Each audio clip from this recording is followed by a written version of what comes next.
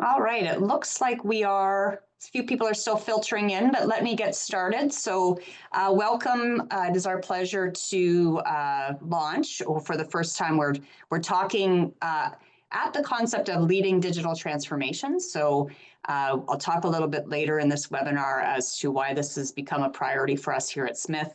But the whole purpose of today is to introduce you to three leading experts in the space to have a conversation about what challenges lie if your organization is thinking about leading some kind of digital transformation, as well as many people on the webinar, I think are here because they want to think about their own career and how they might build the skills required to lead digital transformation. So before we get too much started, this is where, give me a second here. There we go. So our land acknowledgement at Queen's, we always do acknowledge the fact that we are situated on traditional Anishinaabe and Haudenosaunee territory. So we are grateful to live, learn, and play on these lands today as we join you for this webinar. So I'm Catherine Broman. I'm on faculty here. My two areas of expertise are what I do here. One is I'm a researcher in the area of digital innovation, transformation, entrepreneurship. And I'm also the founder and program director for the Masters of Digital Product Management, which is one of the programs sponsoring this webinar. I'm joined by my colleague, so Dr. Abiome Biare, and he is actually a world-recognized international researcher in this space. We were lucky enough to recruit him. Our biggest challenge is to keep him here. That's our biggest challenge because he is definitely recognized throughout the world. His area of expertise is solidly in the digital transformation space. So he started that very early in his career, very well cited. If you Google Scholar him, you'll find lots of work that he's done. And so he and I are co-hosts for today. He'll be, he said to me in this prep, he said, I don't want to say anything until later, so you're not going to hear from him. I'll carry through the introduction, and then we'll introduce you here to the panelists. So the reasons why we're here is really around the idea that all of the key consulting organizations are sharing these statistics around the challenges about digital transformation success. And so there's not really any organization, I think, that's not contemplating specifically post-COVID around the realities of how their organization is going to transform itself to compete or operate in the digital world. And so you'll see the Boston Consulting Group, McKinsey, KPMG, HBR. We're going to focus today on EY just because we have Gord Sanford here and he's from EY. And so, but many of the consulting organizations are finding the same results around this magical number. About 70% of these are succeeding. And so the one big thing, and I think it's interesting, we have Gord here today, is looking at really the experience of leadership where somebody is responsible or accountable for driving out these transformations. And so we do have Mark Siegel here, who's the CIO. So he is in that leadership role. And then I'll introduce the panelists, but our last person is Achille, who probably needs not a lot of introduction if you're in this space at all. He's the author of The Digital Advantage. And so he's going to share his insights. But this is really why we're here, is to explore. We've been doing managing change for a very long time in the academic space. I mean, articles on managing change and people like Cotter have been looking at this for decades. But so the big challenge is, why is this so different? And why is our organization struggling to be able to achieve results from their digital transformation strategies? So in this sort of opening, I want to talk about 7 key challenges. And you'll see the first one is ineffective leadership. And that does suggest, again, if there's anything maybe we've taught more as a business school than managing change, it's leadership. And so leadership becomes the question, like, what is the issue with leading these transformations? Do we need different types of leaders? Or is the whole leadership fabric changing? Are there a specific type of leader that's good at this? But leading these transformations is extraordinarily challenging. And there's many different reasons for that. And that's really what we're going to explore in the webinar today, is this idea of ineffective leadership. But there's also 6 other reasons. So, and these, I think the 3 panelists will agree, as will Abiome, they're all related to leadership. So like a lack of clear strategy. You know, when you think about what strategy is and how we used to use strategy as a way to guide and set the goalposts for us to achieve towards those objectives, why are these digital transformation strategies so unclear? Poor change management, that gets down into the tactics, a little bit around how we actually manage and execute this change. Resistance to change, you know, we as humans, I always think, you know, change is the last thing we want to do. We want everybody else to change, but we are extraordinarily influenced by our own inertia. And people, many of the leaders of organizations are gray like me, right? It's that whole idea they've been around a while. And really the resistance of change to evolve organizations into this next era of digital and what that actually means when many of us were educated in the industrial age and we've been leading in the industrial age. It's a whole new mindset around how you actually evolve and grow your business and sustain your business or your organization in, you know, as the world changes to more of a digital landscape. Inadequate digital skills. So that, of course, you know, in full transparency, that's why, you know, Smith is so present in this space, is because we as a school have started early to try and think about what skills. So we started with our Masters of Management and Analytics, and then we quickly came with the Masters of Management and Artificial Intelligence. Our most recent program is the Masters of Digital Product Management, but we are desperately trying to understand through our researchers what these skills are and bring those skills to the workforce in order to make sure organizations have the skills they need. But this is a major challenge, is that there's just inadequate digital skills within the organization to be able to enable these transformations. Underestimation of culture, the impact of culture. So going back to that whole, you know, saying that culture eats strategy for breakfast, and it does actually get to this idea of resisting change. But there's many people talk about a digital mindset, right? And I'm sure Achille talks about this in his book. In fact, I know he does because I picked it up as a read in advance of this seminar. But I think the whole point about culture and what culture means and how you actually change culture, that is a leadership question. And then finally, the idea of failure to scale these successful pilots. So many organizations are still parking digital innovation into some kind of lab that they kind of look at this and they say, this should work.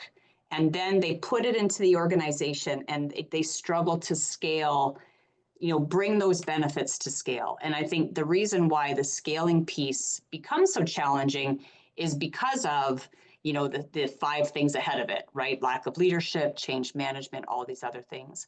So if you read any of the work in this space, they coalesce really around these 7 challenges. And this is what we had kind of prepared as a panel to be able to unpack that a little bit further and get to some of the objectives around this webinar today, which is really to define what digital transformation is, right? And then really provide you as attendees with some insights as to what are some things you can do to move your success rate from, you know, 30% to better, 60, whatever that number looks like for your organization. So these are our 3 panelists. I've mentioned them earlier, but these are their formal titles. And so we're going to start with Gord. And so Gord is a partner for digital transformation and future ready workforce at EY. Full transparency, I think his job title changes.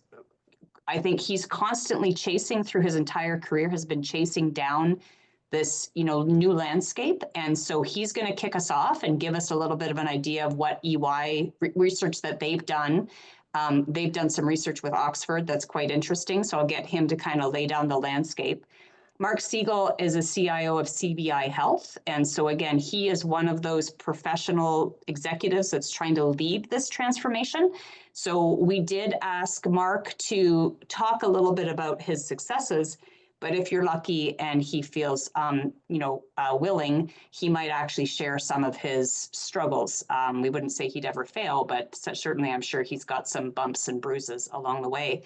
And then Achille Itori is the author of Digital Advantage. And so he's an entrepreneur an AI advisor, and a TEDx speaker. So we leave him for last because he's quite dynamic, being that he's a TED Talk speaker and an author.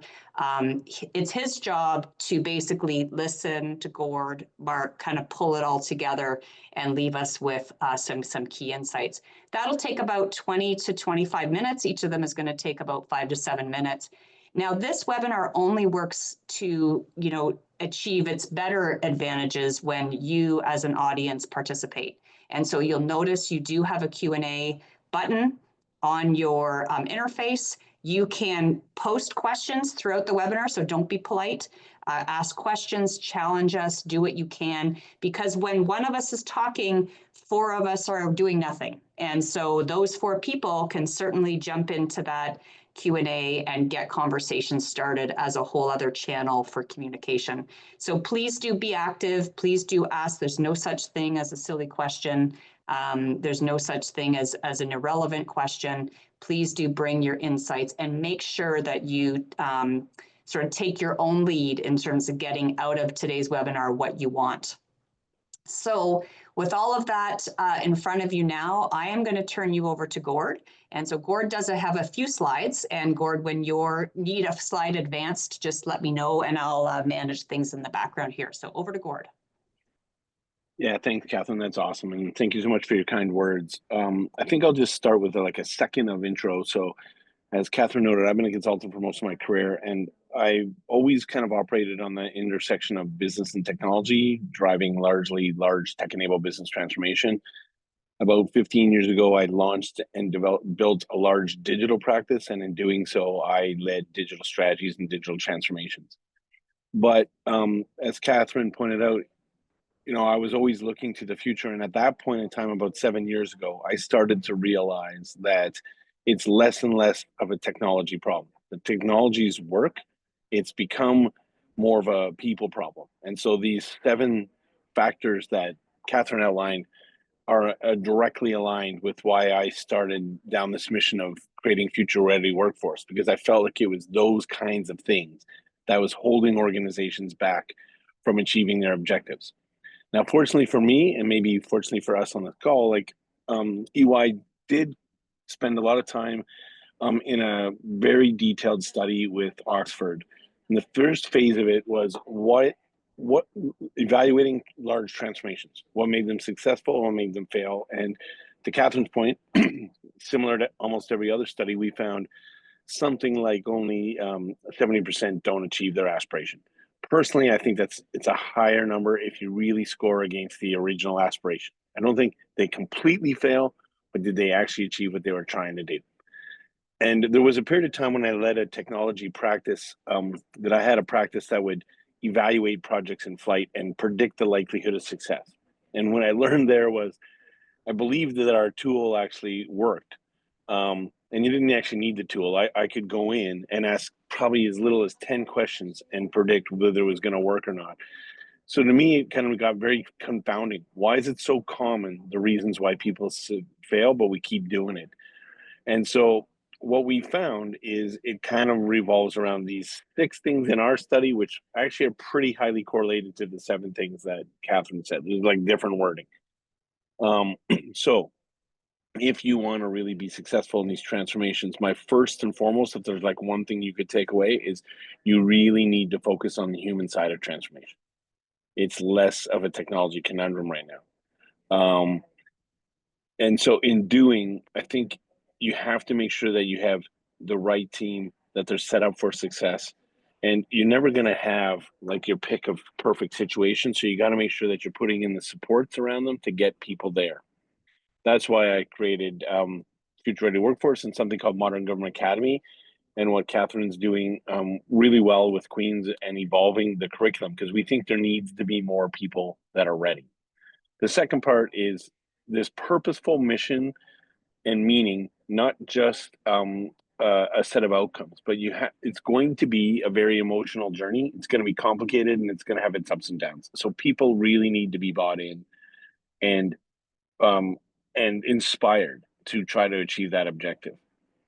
And then the third thing I would tell you, if you want to flip the slide, Catherine, is In phase 2 of our research with Oxford, they discovered that something like 96% of projects will face what's called a critical turning point, but basically it's when it's hitting the fan. Something's not going right, like we're having a major problem. So I'm still trying to find those 4% of projects that don't have these, and I'd love to hear Mark's feedback if that ever happens. But we allowed a few people to say it never happened to them, sure, but it happens. So what you need to do is make the most of that. You need to develop the muscle for sensing it.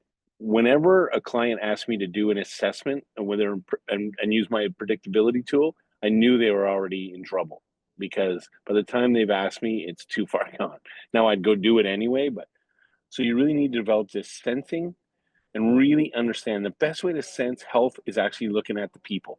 It's not the amount of bugs, it's not the technology. Those are also interesting indicators and important, but the people will tell you far in advance when things are going awry. The second muscle you need to develop is sense making. So you're sensing there's a problem, what is happening, understanding it really deeply and covering it. I often talk about when you're in the middle of these transformations, you kind of get that forest for the trees syndrome. So like you're trying so hard to get through it that sometimes you just can't see it.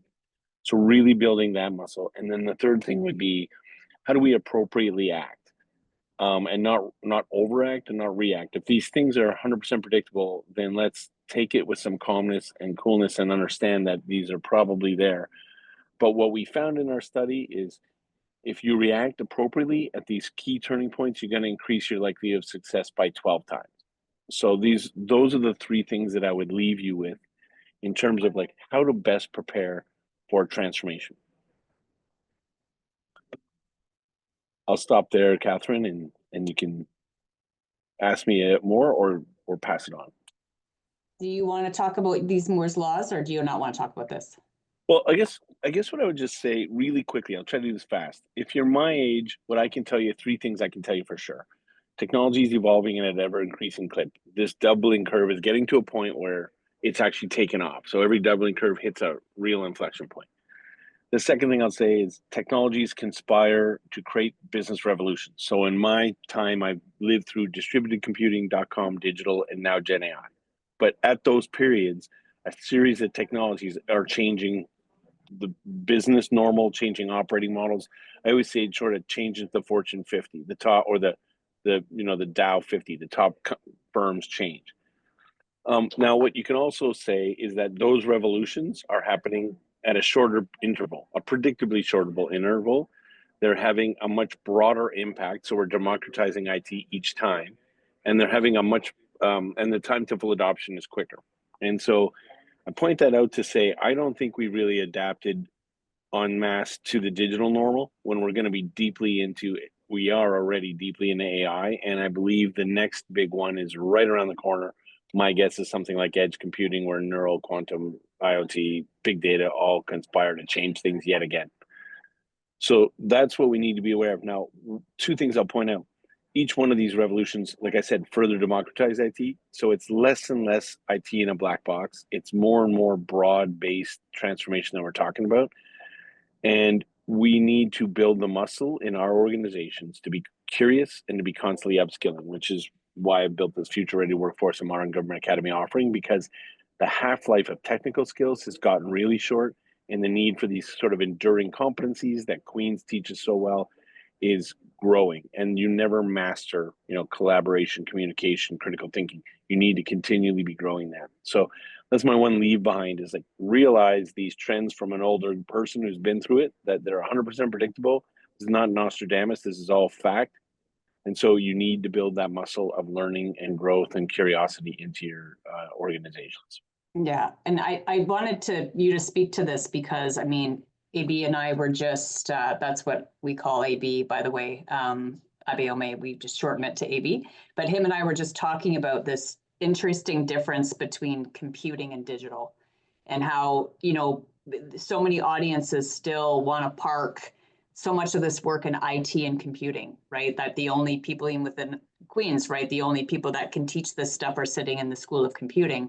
Whereas you look at digital, it's a much different concept, and it's an important difference, but it's taking people a while to really unpack what digital means. And this is where I think Achille is, sort of teeing this up for you, Achille, to help us understand that. But because the skills are very much computing type skills, but the digital realm introduces this whole other set of important constructs that I think we're still trying to really understand without people throwing out the word digital as a nebulous term and not letting us use it, which is kind of one of the questions I want to talk about eventually, is this difference between kind of digital transformation and business transformation, but we will definitely get there.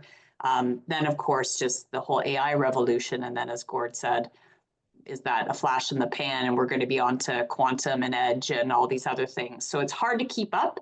But I think, Gord, you did exactly what we were hoping you were going to do, which was really set the landscape in terms of, how is EY looking at this? And from your own experience, recognizing your whole career has not been with EY, but how this looks from your kind of point of view. Where we want to go next is thank Gord and move on to Mark. And so what we challenged Mark with was really this whole idea, if he only had 3 things to tell us about kind of the do's and don'ts about how to actually get this right. And I really am intrigued with this whole turning point concept. I think Mark was as well. I saw him kind of nodding to Gord's point about this turning point. But if you were, Mark, sitting with any of the executives or any of the people on this call, and you were to say, hey, you know what, these are sort of the 3 things that you need to get right, what would those be? And so let's turn it over to Mark. Oh, thank you. Yeah, I get 3. I think Gord got 6, and an extra slide. It's good.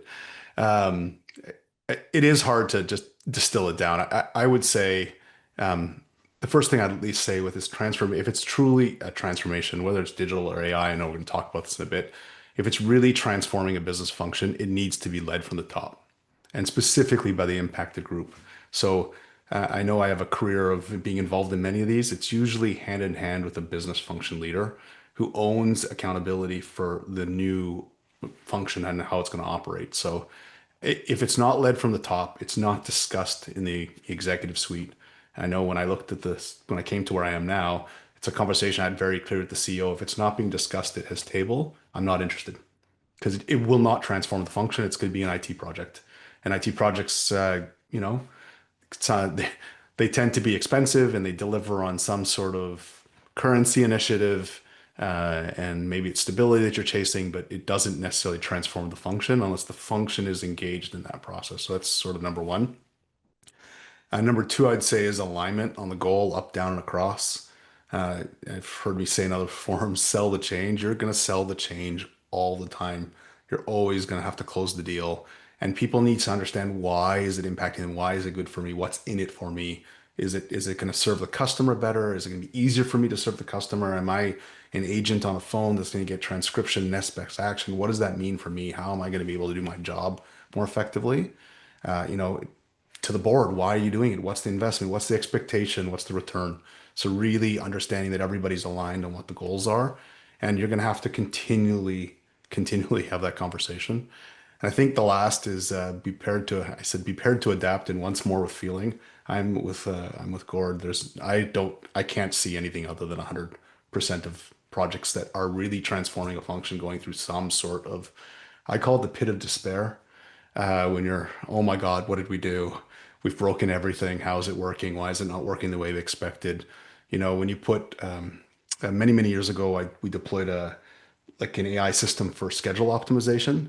And guess what? It really sucked. It sucked like a dispatcher on its first day, because it hadn't learned anything, and it hadn't been taught stuff, and it hadn't been told things it could and could not do. And so it was worse than the dispatchers. But over time, it became like the best dispatcher. And I think that's the trick, is just be prepared to adapt. Not everything will go the way you expect. I can tell you, I don't know of one that delivered on all of the categories. They might have over-delivered on some categories of benefit and under-delivered on others. You're going to have to be able to adapt. And so those are the 3. I would just lead from the top, alignment on goal, and be prepared to adapt. Excellent. And Mark, I'm gonna push a little bit, give you a 4th, Okay. just because, just teasing, but of course you can tell us all the insights that you have. But the one question that Gord answered in the chat and a Q&A, and I think is an interesting question that I wanted you to speak to if you would, was this concept of the maturity of technology. So Gord talked about it being a human factor, like that the human factor piece of this is just so important. And he has answered that in the Q&A already. But I would like to get your perspective, because I think you've worked for different organizations and different parts of even your own organization where you see a variance around maturity of technology. And really, what is the influence of that? Like, if in more mature parts of your organization that would have more tech maturity, is it easier for those human factors to do their job as opposed to in part of your organization where you really see immaturity around the tech function or even the tech assets, if you will? I'm trying to figure out how to answer that, whether the question was directed on, the maturity of a technology in a market and the complexity of the market and what it can do, the maturity of the people running the technology, or the maturity of the people that are accepting the technology. And I think all of them are very, very different. I came from telecom where, everyone in the business had an engineering degree. So if they're marketing or sales, everyone was a technologist in that business. That was what we were providing, was tech. And the product was influenced by the tech, and how we went to market and priced was technology. Whereas in healthcare, you have the reverse. You have a very change adverse, super risk adverse environment. When I arrived here, we were paper charting. The maturity is everything from, do I know how to use a phone and a computer to do my job effectively? Do I know how to chart effectively? Can I type effectively? Is dictation easier? I know these are simple things that you need to solve. To, does the technology group, were they a development shop and are they now a product shop? And how do they have to think about how they operate their platforms, and how do they, when you start becoming more of a product shop, you're more about influencing the vendor. You're more about trying to understand how they might impact your operations, what processes need to change, how do you think about implementation, where can you configure, where can you customize, is it differentiated? So I think the answer is a little bit all over the place on that one. It's hard to nail down. And I think also the type of technology is just, I look at AI, and I know Keely's gonna be up on it next. It's going to change everything. And I think I heard a stat that, 93% of people's jobs will be impacted somehow by AI. It doesn't mean their job is gone, but it is impacted. I think it's going to take a long time for AI to weave itself in the workforce, but it will look like a transformative thing over time. I also think not everybody can go build an AI model. Sometimes you're just going to have to implement AI as a feature of a product, and think about it. A classic example is contact centers. We know it's going to impact them like crazy. For us, it's just transcribing the calls and helping us understand what our clients calling us for and why. That's a super big insight for us. It didn't mean we have to build an AI model and hire a whole bunch of data scientists. We just enabled the product feature and then say, oh, wow, the call mix has changed. Why? So I think the maturity of that space is accelerating. That's what I would say. If you're in a new space, it changes day to day, week to week, month to month. And it is, if you look at sort of large language models, the use cases for them are changing really on a daily basis, and spectacularly on a daily basis. So just trying to find when is the right time to jump is a whole different conversation. Well, and I want to build on this to tee up Achille, because I know he's definitely going to go into this space. But I do want to build on what you're saying, Mark, because I will share one of my own personal projects, and you'll appreciate this. But so one of my projects is enabling, it's kind of technology-enabled paramedic services in the province of Ontario. And so the conversation I had the other week was with a whole room of paramedic chiefs who, to your earlier point, those are the CEOs that buy in. So they're like, yes, in order to move this forward, we have to have AI-enabled paramedic services in the province that can connect to other parts of the healthcare system. That's what they were talking about. So getting their buy-in was not the challenge. My reaction to them was, if you want to enable AI-enabled transformation, you need maturity in your data, which means that you can't have paramedics running around just kind of putting in garbage data, which means in order to transform the system, my first step is to start working with paramedics who are actually in the field, right? And getting them to understand the importance of putting high quality data in the system, and working with Ontario Health in order for Ontario Health to define a minimum data set. But the maturity of the data is so immature in that space that AI is not going to be any help anytime soon until I can clean up the data maturity, which really pushes me to the next point about being the importance of context, right? When we think about digital transformation, AI-enabled transformation, if you don't have maturity in the data, that might suggest that you might want to pursue different types of digital transformation that aren't so data-centric. And so this calls attention, right, to this kind of hype around AI and these organizations, even just to have the bandwidth to be able to process some of these AI-enabled capabilities, right? There's a whole world of digital transformation that exists outside of the AI transformation space. And so this is where we really want to push on Achilles, expertise, because Achilles, it comes out of the data kind of space, right? Taking a look at AI-enabled transformation at the sort of in his career, and then yet authors a book called The Digital Advantage, talking about kind of the organizational or business or leadership or people, whatever you want to talk about, implications of transforming organizations and work processes. So Achilles, I know we didn't give you any kind of mandate. Achilles' mandate was listen to everybody talk, piece it together, and make it wonderful. That was basically what we said to him. So whenever you're ready, come off mute and tell us kind of your take on the conversation so far. Well, listen, thank you. That's a lot to do. So I'm going to try and do my best here from what Gordon and Mark mentioned. And I'll say maybe add a different spin, because I definitely don't want to repeat what they said, because I'll tell you right now, what they've said is pretty much hits the nail on the head on what it is that I'll say you need to do, what it is that you have to do, and what it is that you should do if you want to survive in this space. And I think, within the book, which is kind of a rendition of I'll say a long career. I think we look at, or I feel that digital transformation, and people share this with me, is it's not a destination. It's a journey, and it feels like the goalpost just keeps moving. The stick in the stand keeps moving forward and forward. And that's what the evolution of all these talks and all these tools that are in place, like quantum, edge, IoT. What I've done with the book, or what I tried to do with the book, is look at the experiences that I've had with larger organizations, understanding some of the smaller engagements that I've done with some smaller companies, and pull out some themes.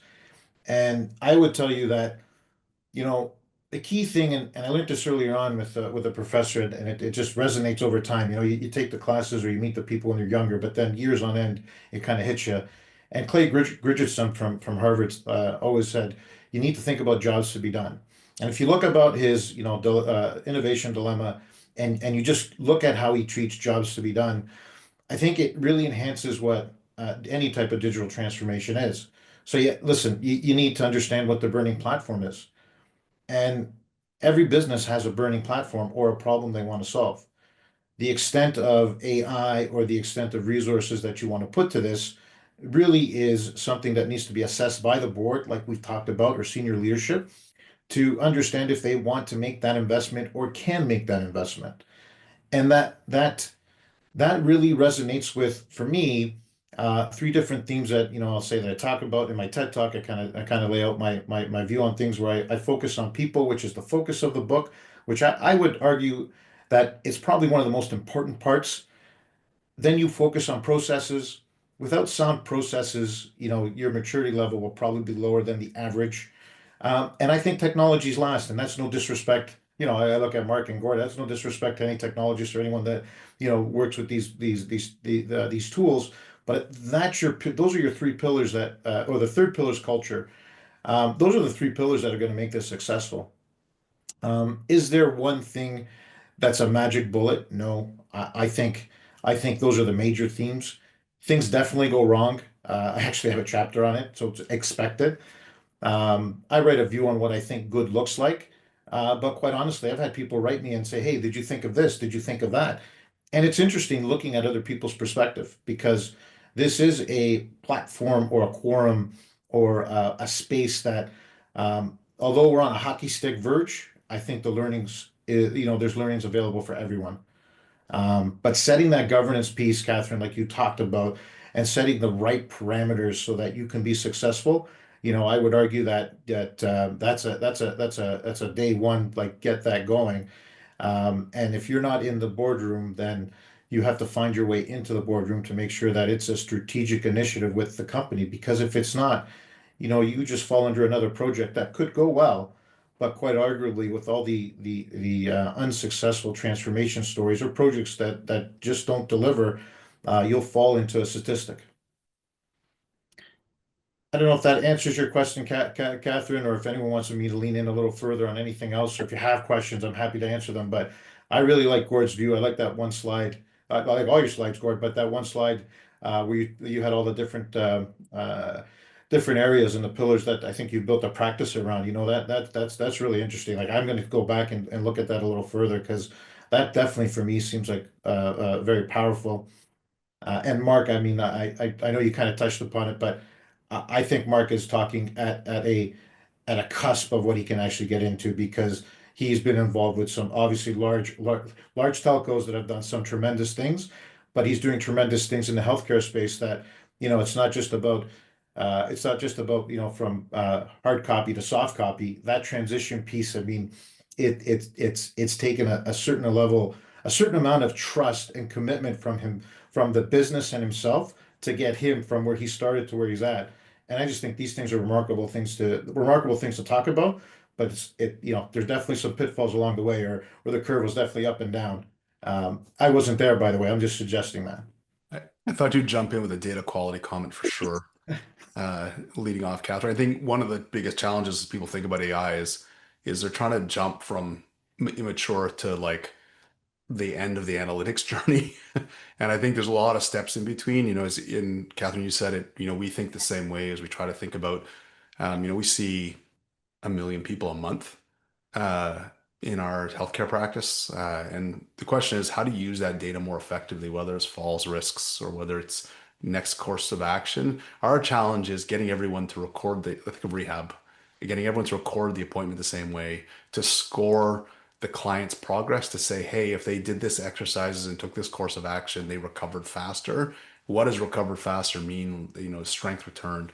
So really thinking about how the data is recorded, how good the quality is. Doesn't need to be perfect. I don't think Keely, you or I have ever seen data that's perfect. There's always going to be data quality issues. But when you get the data and you get the data in a format that's consumable, and you can build models off of it, the power will be crazy. I mean, you really can see, if you think about next best action, a call center, like what's the best offer to get this customer to buy? Imagine you're in a healthcare environment where, someone that's their week one on the job has got 20 years of experience in terms of recommendations, or a nurse is getting more information and able to treat further into whatever the ailment is. Because we know we don't have enough healthcare people out there. So I thought you'd jump on the quality issue. I think that's the biggest challenge for a lot of people. When you digitized everything, you realize, oh, wow, now we have all the garbage notes electronic, which is great, but can we consume that data in a different way? Yeah, and I think Mark and I we cheated a little bit because we worked on an article together that actually Smith Insight is going to release tomorrow, where he and I talk a bit more about this insight. And I think, Mark, the challenge, and I'm sure you've lived this too, is that, it's really hard to convince a paramedic that putting good data into a iPad is their job. When they're like, I feel like my job is to save lives, not to put data in this laptop. So this is where the transformation and the managing change piece comes in, right? And the reality is all these things kind of need to hang together. And so I think that's what makes, digital transformation so challenging to lead. And I agree with Achille. I mean, when you're actually doing it for a living, those are the connections that you make that matter so much. So a huge thank you to our 3 panelists. Now, the quiet person on the panel so far is my colleague AB, whose job really was to kind of listen, watch the chat, and think about some thoughtful questions. And so I am going to turn it over to him to lead us through the Q&A. So AB, over to you. Where do we go next?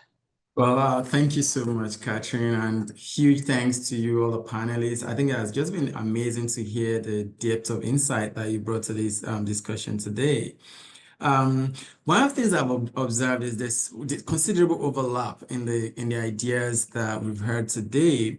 And if you may allow me to be a little bit provocative, I'm going to pick up on a question by Ria in the chat and build upon that.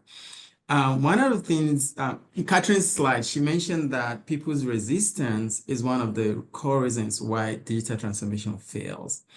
And interestingly, God and Akhil, what you've done is you've highlighted people as one of the core pillars of why digital transformation succeeds. Now, there's a contradiction there, seemingly, it seems. And the question then becomes, how do you get people equipped with the knowledge, with the motivation to keep going in a domain that is constantly changing? You got to let me jump in there, Absolutely, God. AB, Take it. because that's what I built this like business I'm leading and the offering around is when you're learning hard things, which is new ways of thinking, new ways of working, emerging technologies, it's very hard to pick it up in like an independent asynchronous, whether it's like digital learning or reading. You can get some good foundational awareness, but what we need to do is like continually practice in a changing context with someone that can guide you or with guide in a cohort of people going through it together. That's the best way. And it's kind of like a return to the turn of the century where it was all about apprenticeships. So what I think we need to do is embed learning into the flow of work and help prepare people with the skills, firstly, to get through the transformation, and secondarily, to flourish after the transformation. So if we've automated all your mundane and boring tasks, which is a big chunk of what people do today, then have we equipped you with the competencies that you should have to be more proactive, insight-driven, data-driven? So that we need to be more proactively thinking about how do we use these big transformational projects to upskill and develop competencies in people while we're delivering the work. I think we need to infuse it. I think you can do really good partnerships with places like Queen's to bring that knowledge and that teaching capability and the research into the flow of real work. We don't have time to sort of take a step back and learn all this stuff. There's way too much. So the answer to me there is we need to infuse learning into the flow of work purposefully to help people get through the transformation and to flourish after it. I have to say, I really appreciate that because as a professor, what you're saying is we don't just get graduates out of the university and that's it. You're saying there should be room to keep equipping, reskilling themselves during the flow of the work itself. I think that's interesting. I think that's I want to also hear from Akil and Mark, but before I do, here's a challenge to that. One of the things you probably have heard recently is how do you reconcile this with concerns such as generative AI and the fact that they may make some of these skills redundant and the different possibilities that they bring to the workforce? So can you just repeat that last part? So I'm There's actually just curious something that about happened in the background. generative AI. How do you reconcile the value of people, which is what you and Akil and Mark you've alluded to, in a context where generative AI really seems to be eroding some of the skills or the learning competencies of people? Well, I'll just really quickly say, with generative AI, LMMs, and agentic AI, we are 90% or maybe 70% of the narrative is how we can automate everything. And then 30% of the narrative is how to ethically, responsibly use it. We need to infuse more into the narrative about how to prepare people to flourish in a world where we have these tools. So the problem is we're not giving people the competencies they need to participate properly after we've done it. We just said, here it is. Now what are you supposed to do? You're supposed to get insight from data, but did we help you build that muscle? So there's been a lot of talk on what AI and agentic AI can do. We need to think about what the people are going to do when that's mature. What are the things that the people will do so that we can get them ready? Okay, great point. Akhil, Mark, do you want to jump in on that I'll point? stop. Thanks. Well, listen, I'll chime in. I think culture is a big thing for me. And I would tell you that, when you talk about people being if I understand you correctly, you look at people as being assets to the whole transformative process or liabilities, the whole cultural resistance is something that needs to be addressed. And if you ask me how to address it, one of the things I found to be successful is as you embed it, like Gord mentioned, into your day-to-day functionality or your DNA of your culture, your fabric, so to speak, you kind of learn it and you improve it, call it 1% every day. And so over the long term, it is transformative, but it builds that area or that functionality that you're always going to change and innovate and do things better. I think the other part here that you got to talk about is a skills gap. And, I do some work on a national consortium for the United States on how they're literally trying to standardize and just make sense of what generative AI is going to mean to the workforce in the future. And we sit down and we literally talk about what the jobs to be done are going to be. And I don't think we know. I'll be honest with you, because the conversations is not 1, 2, 3, 4. It's well, what about that single family in Miami that's trying to make a living and make ends meet? They're not going to be able to take a course, right? What about that other family that sits in New Hampshire that, really doesn't need AI because of the current business, the current work that they're in? Do they really need it? Don't they? How do they consume it? We talk about ChatGPT and LLMs and we talk about all that, but I think that skills gap piece really needs to be understood. And I think the people in the beginning that are going to win this arms race are the people that take the initiative and put themselves up front and take the risks to learn. Because if you put yourself out there and you fail, it's a learning. You reconvene or you pivot. But as long as you're learning, in my opinion, you're going to be successful. And that's how you build that muscle that we've talked about earlier on. Yeah, I think, Yes, sorry. Mark. Mark, if you want to go ahead, the last one I'm going to say is there's fear out there, right? And I think as a leadership team or a management team, whatever transformation you need to be, I mean, if people are fearful of losing their jobs or not knowing what they're going to do, there is a mandate or there is some accountability there to address how you handle that. And at the end of the day, you need to be truthful. Is this going to take away certain jobs? Yes. Is it going to create other jobs? Yes. Where do you want to be? Do you want to be at the front end, learning, you know, thriving, jiving, being a hustler? Or do you want to basically be a casualty of this whole process? Because I don't want to even say it's coming, it's here, right? Anyway, go ahead, Mark. Yeah, Mark. Yeah, I think, the Gen AI topic is, I think, the topic on everyone's tongue right now. And I'm with Keely. Like, I think there are jobs that are going to be replaced, but we've had automations and bots and technologies before that and APIs that have replaced certain swivel chair activities. And I think that those are moving away, and people are gonna have to find ways to add value in the chain. But I mean, who would have thought 3 years ago that you could be a prompt engineer and make $500,000 a year engineering and speaking to an AI system and asking it questions in a way it can understand. So I think there will be different roles, there'll be different impacts, and I do think people need to learn. It's going to become a tool. Like, people are expected to know how to type. People are expected to know how to communicate through email, use Word, Excel. I think that interacting with LLMs and using them effectively is going to be a core skill people need to learn. And whether companies are going to provide seminars or they'll go to education systems or they'll learn on their own, it's amazing. I mean, I have young kids, teenagers, and how they use LLMs. That's how they search stuff now. And so Yeah. I think people really have to understand is it's going to be a tool in the tool belt, and you're going to have to produce more. People are going to expect you to run drafts faster because something can edit for you. And I think that's the challenge. Right. So a common theme I think I hear is learning. I think you all emphasize that using different words. And I think that's fantastic to think about digital transformation in organizations. A question that comes to mind then becomes the role of the leaders. Now, people need to learn, people need to be equipped to learn, you need to motivate them to learn in order to be able to be relevant. But what's the role of a leader? And we have loads of leaders in the conversation today that are kind of thinking and trying to grapple with this question. What's your take on that?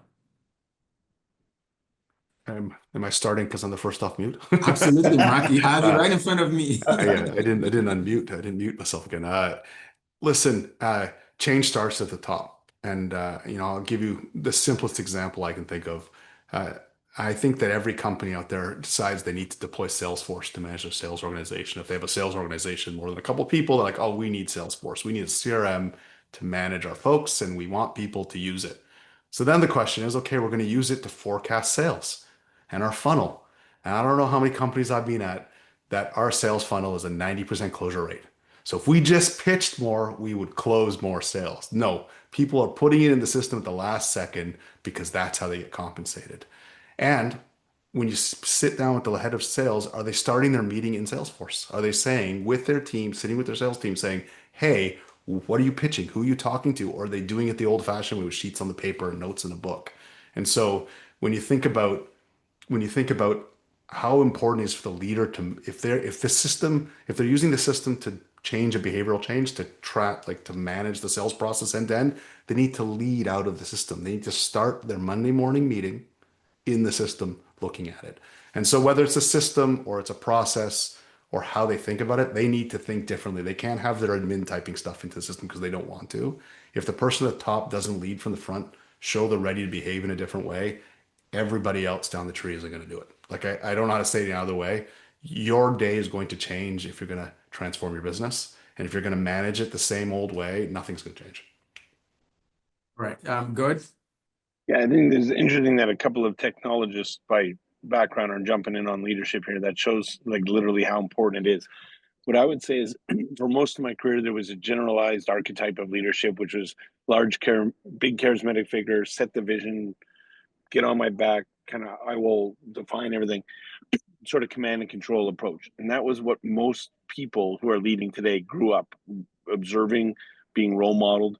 The truth is, during the digital revolution, things changed. And now it's about growth mindset, servant leadership, very, very different perspectives. I think the best leaders now are realizing that they need help in learning this new approach. There's not a lot of places to turn because everyone that came before followed that other. But I think leadership has really changed to this model of, and you look at those 6 levers that were on that slide, it's like empowering your team, providing the psychological safety for people to be their authentic self and raise concerns and speak openly, setting a purposeful mission, to manage through the emotional journey. Like it's a very different leadership paradigm.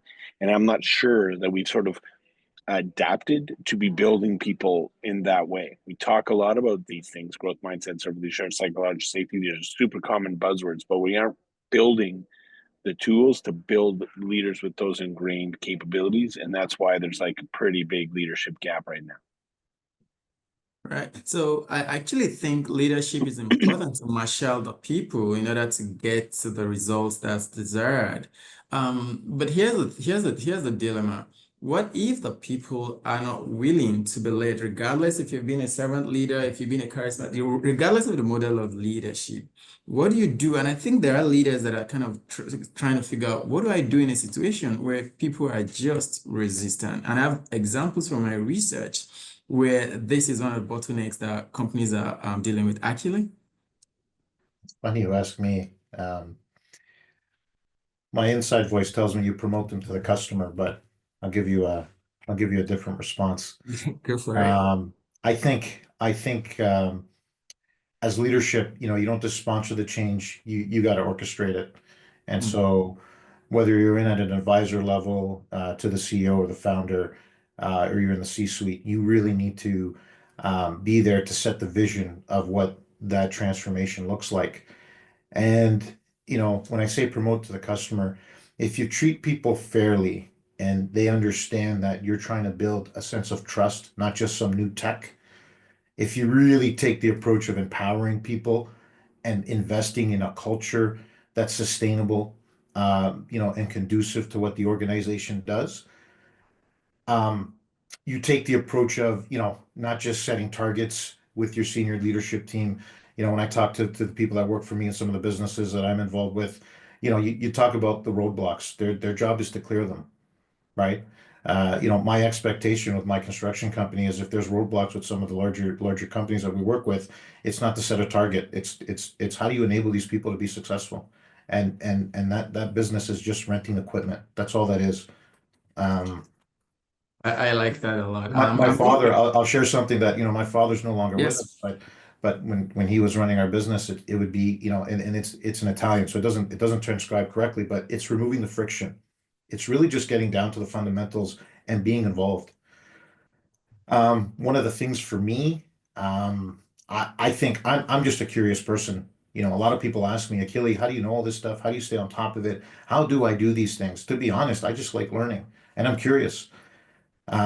We've done some exercises and I'm sure there's some stories that Gordon, Mark, and all of us can share that, you know, I wish I had the tools that are available today to do some of the things that I did during my career, because I look at all the hours that you put in and I look at what you can do now. It's just, you can do so much more meaningful work. Um, you know, and I think for the people that are your biggest adversaries or that provide that resistance to you, you really need to understand where they're coming from. And because if they're not heard or listened to, you know, or maybe you need to create wins that matter, not from their perspective, but from the perspective, you just need to understand what they're saying, because just because someone disagrees with you doesn't mean that you need to take them out or you need to promote them to the customer. And I mean this very conversely for those of us that have experience in the corporate world. You need to listen to them, because you know what? You never know what their experiences have been. And they may have a different lens that is equally as important to everyone around that table, just because it's not the same. Sorry, Um, I can jump oh, back. I agree. Quick one, Mark. I agree 100% with Achille here. I think, you know, you have to lead from the top. You got to lead from up front. You got to be willing to change and understand how it impacts you and show that you're doing the same thing and that that's what you want to promote. And I think in transformations, I think, Achille, I think you're a little softer. I think it is a change in how we operate. We need different skills. And so if you're willing to learn the skills and come along and look from, hey, this isn't going to work because of this, but this is what I think we should do, and how you know, someone that's willing to engage in the change, all for it. But you know, when you do these things, you're going to have people, you got to celebrate their wins and promote different people, because there are different skills needed in this new environment. You have to do both. And so that's, I think there's a connection there that things are going to happen to the organization as well as the systems. So people will change, some will step into the new role and some won't make it. That's what happens. Right. Thank you so much. I'm going to pass it on to Catherine. I would just like to summarize the key points that I think, or key things we can say, well, I imagine from this discussion so far. In terms of leadership, I like the point about empowering the employees, the people, because the people are the engine of the transformation. Clearing the roadblocks for them, and believe it, there are roadblocks for many people that will prevent them, that will make them become resistance evangelists to your digital transformation. So leading from the top requires recognizing that and paving a path for them to thrive. But for employees on this particular panel, in this on this call, skilling up, reskilling, learning, and continuing to do that seems to be a very, very important key point that our panelists are highlighting. With that, I'm going to pass it on to Catherine to wrap this up. Great. Well, thanks, everyone. And I think our biggest achievement was answering all the questions until this last one came in, the anonymous attendee who asked us a great question. And I think it comes down to how I want to wrap things up for today, which is, you know, when the resistance is at the top of the organization, how do you demonstrate value to support the transformation? And I think this is that age-old concept of leading up. And this is one of the slides that Gord did not speak about, which is where I think answers that question. Is the last thing as we go through all these different trends and priorities and how we've followed kind of the market and the environment that we live in, ending with the increasing talent gaps and shortages. I would argue that the ability to lead up is a shortage of talent. That is something that you learn somewhere along your career. You know, Gord and I went to undergrad together. We did learn that. Managing up was kind of what you learn in an undergraduate business school.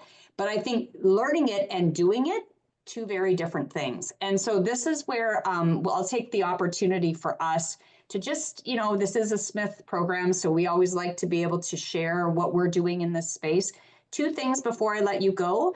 One thing is we have launched a leading digital transformation program. In that program, we will talk about leading up and the importance of, you know, these skills that really are required around leadership and execution to actually get this job done and close the gap between, this idea of ideating around a transformation and actually getting it done. So it's technical, non-technical, executives, leaders, managers. We're really trying to inform. In our case, we're really trying to get at the top levels of the organization to give a forum for senior leaders to talk about the challenges that they would face. And so this is the first gathering of this in May. And you can get more information on that from that link.